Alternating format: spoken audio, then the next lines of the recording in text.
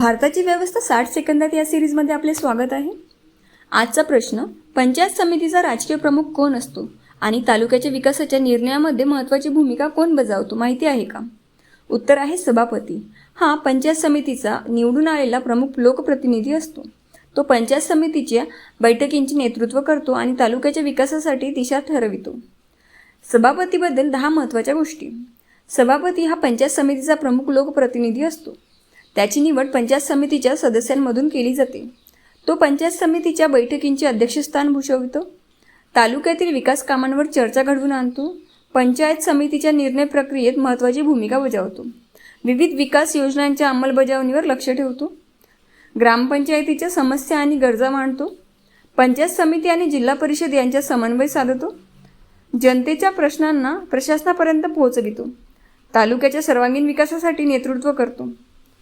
Interesting fact म्हणजेच पंचायत समितीमध्ये सभापती हा राजकीय प्रमुख असतो, तर BDO म्हणजेच गट विकास अधिकारी हा प्रशासकीय प्रमुख असतो। अशीच महत्त्वाची माहिती सोप्या मराठीत जाणून घेण्यासाठी इन्फो स्टडी या चॅनलला लाईक आणि सबस्क्राईब करा। धन्यवाद।